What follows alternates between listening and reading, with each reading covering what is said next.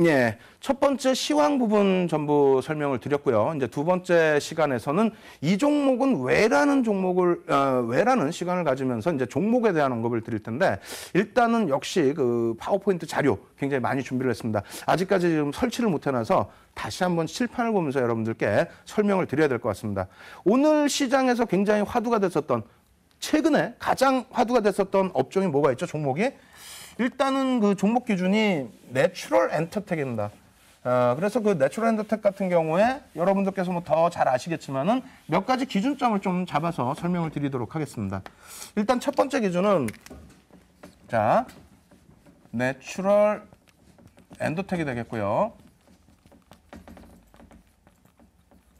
그래서 여기에서 오늘 그 거래량 터진 부분이 1660만 주 정도 되죠.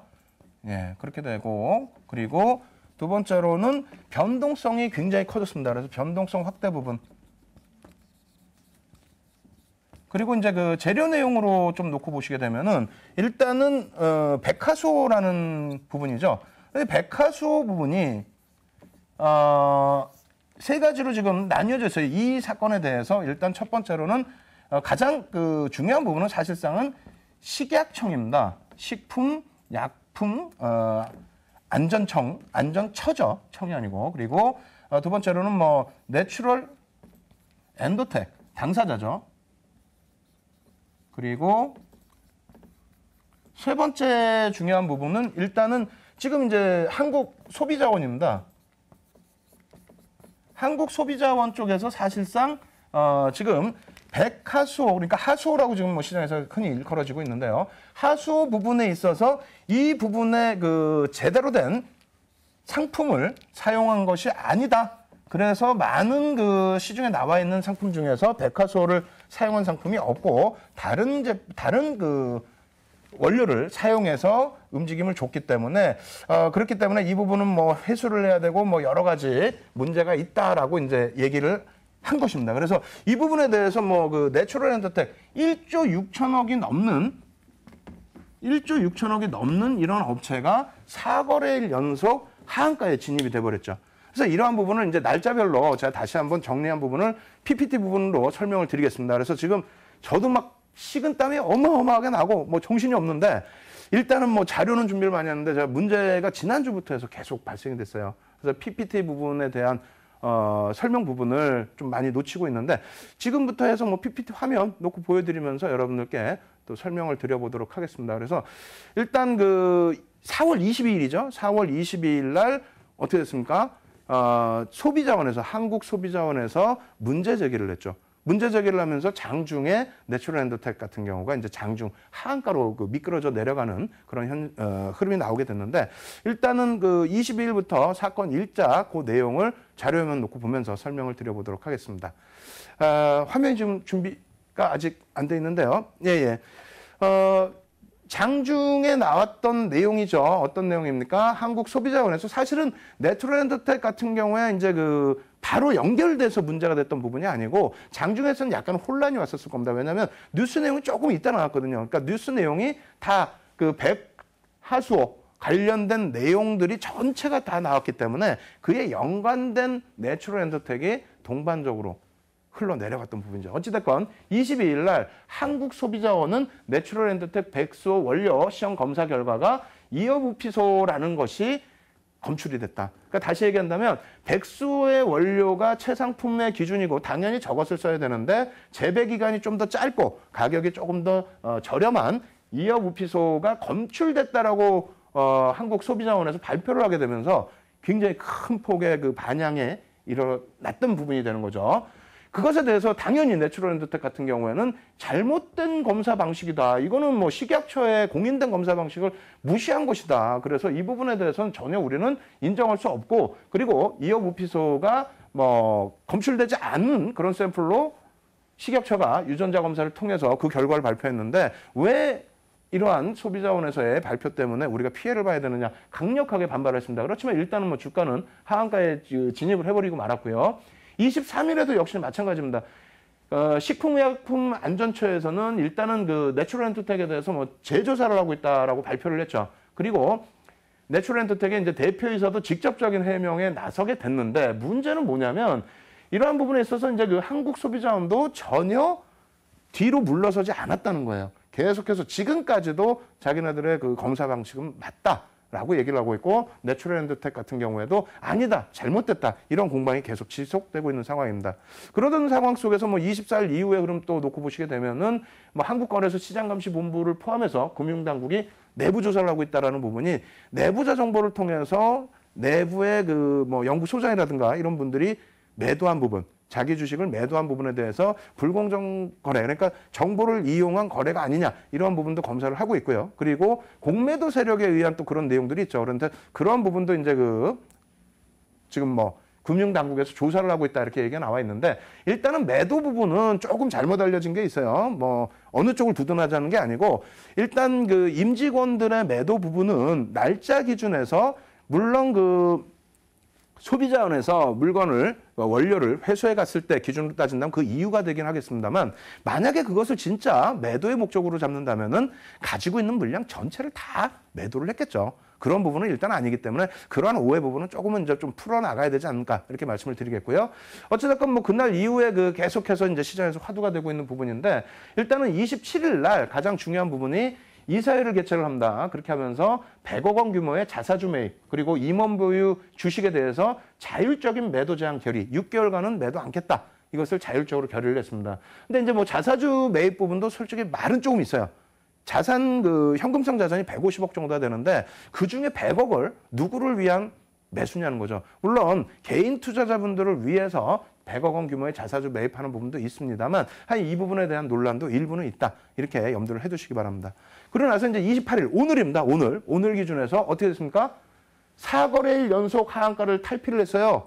보합으로 출발했습니다. 보합으로. 사실상은 저도 굉장히 의아스럽다라고 생각을 했는데 어찌됐건 그 자사주 매입에 대한 재료 부분이 제가 볼 땐 그렇게 큰 재료는 아닌데 어찌됐건 간에 4거래일 연속 하한가 부분을 탈피를 했고요. 약 1,660만 주 거래와 함께 변동성이 굉장히 크게 확대됐죠. 약 8천억 정도의 거래 대금이 아닌가 이렇게 추정이 되고요. 근데 그러한 와중에 제일 중요한 것은 또 개인들이 104만 주를 떠안았다라는 겁니다. 그리고 마지막으로는 식품의약품안전처의 식약처의 내추럴엔터텍 원료에 대한 시험 결과 발표. 원래는 29일 정도 나올 것이다라고 모 증권사에서 이제 얘기를 했는데 이 부분이 공식적으로 얘기 나온 부분이 29일까지는 좀 어렵다. 그 이후에 나올 가능성이 높다라고 지금 시장에서 얘기가 되고 있습니다. 그러면 결론을 내드릴게요. 제가 오늘 내추럴엔터텍에 대해서 갖고 나온 이유. 지금 사실상 많은 분들이 이 종목을 알고 계실 거고 오늘 뭐 거래량 자체가 1,660만 주. 종가가 47,000원대 끝난 종목에 1,660만 주라면은 어마어마한 겁니다. 한 종목에 8천억 수준의 거래 대금이 있었다는 것은. 그래서 이 부분은 여러분들께서 내일 내추럴엔터텍이 오른다 내린다 그 개념이 아니에요. 이 종목을 바탕으로 해서 제가 Y를 진행해 드릴 때 1강부터 4강까지 무엇을 해드렸죠? 주도 세력들의 매매가 진행된 종목에 대해서는 무엇을 집중적으로 놓고 봐야 된다? 여러 가지를 말씀드렸죠. 매집 비율이라든가 편입 단가라든가 이런 부분을 말씀드렸는데 오늘 그러한 부분을 점검을 해드리려고 이 종목을 선택을 한 겁니다. 그래서 종목의 기준보다도 교육의 기준 그 부분을 좀 더 비중을 놓고 이해를 하시면 될 것 같습니다. 일단 자, 자사주 취득 공시 내용 잠깐 보여드리고요. 그리고 제가 강조드릴 내용을 한 번 더 말씀을 드릴게요. 그래서 자사주 취득 부분도 좀 해석을 하셔야 돼요. 여러분들이 오늘 이 재료를 바탕으로 해서 하한가가 보합으로 출발하는 그런 흐름이 나왔다라고 해석을 할 수 있지만은 어쨌든 그 심리적인 부분입니다. 심리적인 부분을 많이 이용을 한 부분이 되는데 주식수 기준으로 18만 주. 사실은 그 하한가 잔량 물량이 300만 주씩 쌓여 있었어요. 그러면 자사주 매입 18만 주 들어온다는 거 가지고 실질적으로 강한 반등을 줄 수 있었겠느냐. 그렇지는 않다라는 거죠. 다만 이러한 부분을 이것 때문에 또 안 된다, 된다 이런 부분을 말씀드리는 게 아니고 이러한 부분이 실질적인 영향력이 있느냐 아니면 심리적인 영향력이 있느냐 이러한 부분을 좀 해석하시면서 대응을 하시라고 말씀을 드리는 거예요. 자, 어찌됐건 주가 흐름 놓고 보겠습니다. 거래량부터 좀 살펴드릴 텐데요. 자, 보시면은요. 지금 악재 나오고 4거래일 동안에 하한가, 우리가 흔히 얘기하는 점 하한가가 3일 나왔어요. 잘 안 보이시죠? 근데 거래량 부분은 거의 죽어 있습니다. 근데 오늘 거래량이 어느 정도의 거래량이냐 하면은 이 정도입니다. 1660만 주가 뭐 소형주의 1660만 주가 아니기 때문에 지금 거래량 부분이 앞서서 보실 때는 충분하게 정상적인 거래량처럼 보였잖아요. 근데 지금 보시면 어떻게 돼 있습니까? 어마어마한 거래량이 오늘 터졌다는 걸 좀 아실 수가 있겠죠. 그리고 여기서 중요한 부분은 또 뭐가 있냐면 이런 흐름입니다. 이 밑에 흐름이 개인 누적 수급이에요. 역시 이 부분도 선이 좀 약하게 표시돼서 잘 안 보이실 텐데 오늘 굉장히 많은 100만 주라면은 물론 뭐 하이닉스는 주식 수가 7억 주가 넘으니까 하이닉스 기준에서는 100만 주 해봐야 뭐 0.15% 정도 되나요? 근데 내추럴엔드텍 같은 경우에는 100만 주다라고 하면은요. 시가 상장돼 있는 주식 수가 1,900만 주 좀 넘습니다. 그렇기 때문에 5%가 넘는 물량이에요. 지분율 5%가 넘는 물량을 오늘 하루에 개인들이 다 떠안았다는 겁니다. 그러면 이러한 흐름이 나오는데도 불구하고 장중에 상한가까지 갔다가 굉장히 큰 폭의 변동성이 나오고 어찌됐건 플러스로 거래를 마감을 했죠. 이러한 부분을 앞으로는 이런 종목이 또 있다면은 잘 냉정하게 관찰을 하시면서 대응하실 수 있는 방법, 그 방법을 오늘 좀 설명을 드릴게요. 수급 부분 다시 한번 더 정확하게 설명을 드려보도록 하겠습니다. 일단 그 내추럴엔드텍의 그 수급, 전체적인 수급 놓고 보시게 되면은 10월 1일부터 지난 2014년 10월 1일부터 4월 27일 것까지만 일단 먼저 보여드리겠습니다. 이 부분은 지난해 4, 4분기부터 해서 내추럴엔드텍 같은 경우도 매집이 좀 많이 됐거든요. 그 매집 부분은 수량으로 지금 표시는 안 해드렸습니다만 220만 주 정도. 그렇게 된다면 지분율로 11%가 넘는 매집이 단행된 거고요. 오늘 하루 기준에서 역시 뭐 그림 잘 안 보이시겠습니다만 개인들이 굉장히 많은 100만 주 이상의 물량을 떠났다는 거예요. 이것을 이런 식으로 제가 정리를 해드릴게요. 어떻게 되냐면 시장 주체 세력의 수급을 파악해야만 시장에서 급등락 나오는 종목도 공략을 할 수 있다. 다시 얘기한다면 내추럴엔드텍이 아니고 만약에 굉장히 조금 문제가 발생된 다른 쪽의 문제, 그러니까 뭐 배임이라든가 횡령이라든가 혹은 뭐 사채업자의 자금이 들어와서 껍데기만 남은 회사에 대한 점한가라든가 이런 부분으로 그 시세가 흘러가는 종목이었다면은 접근 자체가 안 되겠죠. 다만 내추럴엔드텍 같은 경우에는 시가총액 자체가 문제 발생되기 전에 1조 6천억에 달했던 종목이고요. 매집 자체도 단기 매집이죠. 10월 8일 이후에 약 11%, 문제가 발생되기 전까지 11%, 1,000억 원 이상의 매집이 발생된 종목이기 때문에 오늘 같은 날에 접근이 일부 가능했었다라고 말씀을 드리는 겁니다. 두 번째로는 수급 주체 세력의 창구 동향도 역시 파악을 하셔야 돼요. 그래서 창구는 물론 바꿀 수는 있습니다만 시가총액 1조 이상짜리 또 매집이 1,000억 이상 된 종목에 대해서 창구를 바꾼다는 것은 대부분 거의 일어나지 않는 일이기 때문에 그러한 부분 좀 놓고 보셔야 되고요. 윗부분 말씀드린 평균 단가 부분 뒷부분에 한 번 더 설명드리겠습니다만 대략 62,000원 정도 그리고 추가적인 물량 그 앞전에 편입된 물량은 4만 원대 중반 정도의 매집이 된 물량입니다. 그리고 장중의 창구 동향 굉장히 중요한 부분이에요. 오늘 장중의 창구 동향 그리고 기존의 그 창구 동향까지도 여러분들이 좀 보셔야 될 부분이 있는 거고요. 마지막으로는 신용 물량과 스탁물 물량이 어느 정도 반대 매매로 나오겠느냐 부분까지도 여러분들이 해석을 하셨어야 된다는 겁니다. 첫 번째 부분부터 좀 차근차근 놓고 보여드릴게요. 내용이 어찌 보면 굉장히 어렵습니다. 내용이 좀 어려운 부분도 있는데 꼭 이해를 하셔야 될 부분이 지금 놓고 보시면 이제 11월 4일 날짜예요. 11월 4일 날짜부터 해서 4월 28일까지인데 왜 11월 4일을 기준을 잡았냐면요. HTS상에서 예전에는 외국인들, 기관들 매수 평균 단가가 예전에는 없었습니다. 근데 요즘에 찾아보니까 외국인 기관 평균 단가, 매수 평균 단가에 추정치가 나오는 거죠. 확실한 건 아닙니다. 추정치가 그 데이터가 제시가 되고 있는데 일단 대략적으로 뭐 6개월 정도 수준, 뭐 요 정도 수준에서 제시가 되고 있어요. 어찌됐건 11월 4일부터 해서 그 누적 수급이 표시가 되더라 이거죠. 그래서 그 기준으로 먼저 여러분들께 보여드리고 추가적인 설명을 드리도록 하겠습니다. 일단은 11월 4일 이후에 28일까지 매수한 부분, 그러니까 27일까지 정상적으로 놓고 본다면 개인들이 130만 주를 물량을 뺏겼다라는 겁니다. 130만 주면 약 7%에 달하는 물량이에요. 7%에 달하는 물량이고 이 부분에 대해서 그 물량을 뺏어갔을 때 외국인들이 주로 뺏어갔죠. 근데 이 부분의 평균 단가는 대략적으로 64,000원, 그리고 기관들은 62,000원의 물량을 편입했다는 겁니다. 근데 앞부분에 이제 물량이 또 있죠. 10월 8일부터 본격적인 매수를 했거든요. 그래서 10월 8일 것까지 감안한다면은 뭐 5만 원대 후반 혹은 6만 원 전후 이 정도 수준이 되지 않을까 이렇게 추정을 하고 있습니다. 이렇게 이제 평균 단가를 좀 아셔야만 오늘처럼 보합으로 출발하더라도 이 매집된 외국인 기관이 매집한 1,000억 원 수준의 물량 이 부분 대비해서 주가 방어력이 나올 수 있느냐 이러한 부분도 해석을 할 수 있겠죠.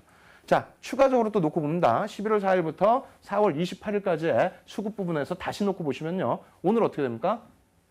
어저께까지 개인들이 130만 주 뺏겼던 부분을 오늘 개인들이 27만 주 남겨져 있죠. 104만 주 정도 물량을 떠안았다는 거고요. 대부분의 물량이 기관 쪽에서 매도가 나갔습니다. 오늘 기관들의 순매도가 70만 주 이상이에요. 거기에 이제 외국인들은 약 20만 주대의 매도뿐이 안 했는데 누적으로 따진다면은 외국인들 누적 부분이 아직까지도 뭐 외국인 지분율 자체는 한 22% 정도 돼 있고요. 그리고 10월 이후부터 해서의 기준점 놓고 잡더라도 외국인들의 누적 매수세는 아직까지도 굉장히 높습니다. 10월 이후부터만 기준 잡아도요. 대략적으로 100만 주 떠넘겼다 해도 한 10% 정도 물량, 15% 정도 물량까지 지금 남아있는 것으로 추정이 되고 있습니다. 그래서 그러한 부분을 조금 놓고 이제 해석을 하셔야 되는데, 자, 거래원 정보 놓고 보셔야 된다고 그랬죠. 자, 거래원 정보 놓고 보시면 대신증권이라든가 이렇게 쭉 나와 있어요. 근데 날짜 기준은 제가 10월 8일부터 오늘 날짜까지예요. 오늘 날짜까지인데 여기서 맹점을 잡아드리겠습니다. 맥점을. 여기 놓여져 있는 대신증권이라든가 혹은 메릴린치 증권, 유안타 증권 이러한 부분의 창구 동향은 여러분들이 내일 오전에 다시 확인하셔야 됩니다. 정확히 말씀드린다면 6시경에 대부분의 HTS의 그 정보 부분이 바뀌어요. 아침 6시경에 대부분이 그렇습니다. 그때 바뀌는 모습을 보셔야만 실질 창구 동향을 아실 수 있습니다. 그거는 잠시 후에 제가 다시 설명드리고요. 어찌됐건 간에 그렇다면 어제까지의 기준 놓고 보실 때 기준도 뭐 잠시 후에 또 보여드릴 텐데 일단 이런 부분 때문에 그렇습니다. 어떤 부분이냐면요. 오늘 주가가 보합에서 출발하고 상한가까지 순식간에 밀려 올라갔었던 부분 중에 하나는 메릴린치 창구의 영향도 분명히 있었다고 말씀드립니다. 외국계 창구에서 공격적으로 매수세가 유입되다 보니까 그 부분에 대해서 많은 분들이 추격 매수를 하신 거죠. 그리고 한동안은 외국인들 매수세가 그대로 유지가 되는 것처럼 보여졌습니다. 근데 결과적으로 장 마감 이후에는 어떻게 됐어요? 개인들이 100만 주를 떠안았죠. 그래서 이 창구 동향 부분에 대해서 좀 해석을 하셔야 되는데 이런 기준입니다. 지금 매수, 매도 상위 창구들이 있고요. 그다음에 이쪽에 보시면 이탈 시간 9시 57분, 29분, 9시 13분 이렇게 있는데 메릴린치, 유안타, 교보증권 창구가 있습니다. 이 부분을 다시 보겠습니다. 어떻게 돼 있죠? 매도량 부분이 대신증권에서 매도량이 아예 안 보여요. 그리고 이쪽 어떻습니까? 메릴린치 쪽도 매도량이 아예 안 보입니다. 그리고 유안타 증권 쪽도 매도량이 아예 안 보입니다.